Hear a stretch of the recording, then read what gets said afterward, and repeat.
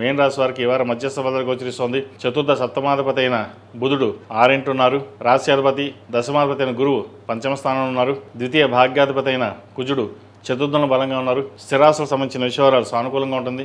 Court వ్యవహారాలకు సంబంధించిన విషయాలు సానుకూలంగా ఉంది. అదేవిధంగా రియల్ ఎస్టేట్ రంగంలో ఉన్న వారికి నూతన ప్రాజెక్టులు వస్తాయి.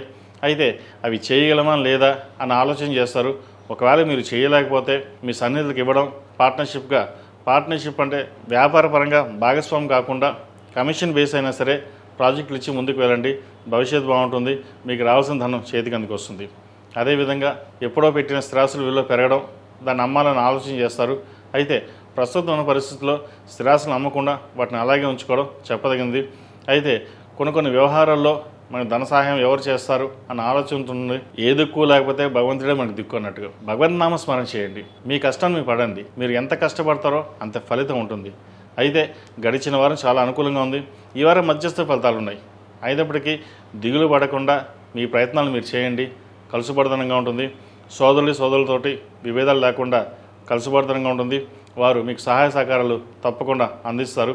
ఏదేమైనా సరే ప్రతి విషయాన్ని ఇంట్లో వారితో చర్చించిన తర్వాతే ఒక నిర్ణయానికి రావడం చెప్పదగినది. సొంత నిర్ణయాలు ఈ వారం వీరికి అంతగా కలిసి రాదు. ఈ రాశిలో నిర్మించిన విద్యార్థులకు కాలం అనుకూలంగా ఉంది. దూర ప్రాంత విద్యా ప్రయత్నాలు కలిసి వస్తాయి. స్కాలర్షిప్స్, మీకు కావాల్సిన సీటు ఏదైతే ఉందో యూనివర్సిటీలో కావచ్చు, కాలేజీలో మీకు లభించే విధంగా గ్రహాలు గోచరిస్తుంది. ముఖ్యంగా వైద్య వృత్తిలో ఉన్న వారికి, సాఫ్ట్వేర్ టెక్నికల్ రంగంలో ఉన్న వారికి విదేశీ యానం చేసే అవకాశాలు తప్పకుండా గ్రహాలు గోచరిస్తుంది. దాని తగ్గట్టుగా ప్రయత్నాలు ప్రారంభించుకోవచ్చు. ఈ రాశిలో జన్మించిన స్త్రీలకు వృత్తి వ్యాపార పరంగా అంత అనుకూలంగా లేదు. చేసే పనికి కష్టానికి తగిన ప్రతిఫలం తక్కువగా ఉంటుంది. కోర్టు వ్యవహారాలు చికాకు పరుస్తుంది. ఎన్ని అవంతరాలు వచ్చినప్పటికీ నిలబడాలి, ముందుకు వెళ్ళాలని ఆలోచన చేస్తారు. సొంత నిర్ణయాలు బెడ్స్ కొడుతుంటాయి. అదేవిధంగా పక్క వాళ్ళ సలహాలు తీసుకుని ముందుకు వెళ్దాం అనుకుంటారు. కానీ పక్క వాళ్ళ సలహాలు కూడా మీకు ఇబ్బందికరమైన వాతావరణం ఉంటుంది. కాబట్టి ఈ వారం ఎటువంటి నిర్ణయాలు తీసుకోకుండా సామరస్యంగా ఉండి ఉన్నదాంతో వెళ్ళడం అనేది చెప్పదగింది. వ్యాపారపరంగా నష్టం ఉండే అవకాశం గోచరిస్తోంది. వ్యాపారపరమైన ఇబ్బందులు, చిక్కులు ఉండే అవకాశం లేకపోలేదు. వాటి విషయంలో జాగ్రత్త వహించాలి. ఈ రాశివారు ప్రతిరోజు ప్రతినిత్యం నువ్వుల నూనెతోటి లక్ష్మీ తామరొత్తులు, ఓం నమో నారాయణ ఒత్తులు కలిపి దీపారాధన చేయడం, అదేవిధంగా మంగళవారం నాడు, అదేవిధంగా శ్రావణ మాసం కాబట్టి చక్కగా అమ్మవారికి కుబేరు కుంకుమ, మొగలు పువ్వు కుంకుమ, ఆరవల కుంకుమతోటి చక్కగా అమ్మవారిని పూజించండి. కుంకుమార్చన చేయండి. మంచి ఫలితాలు ఉంటాయి. మంగళవారం కానీ శుక్రవారం నాడు కానీ 11 మంది ముత్తైదులకు తాంబూలం ఇవ్వడం, అదేవిధంగా 5 లేదా 9 మంది దంపతులకు తాంబూలం ఇవ్వండి.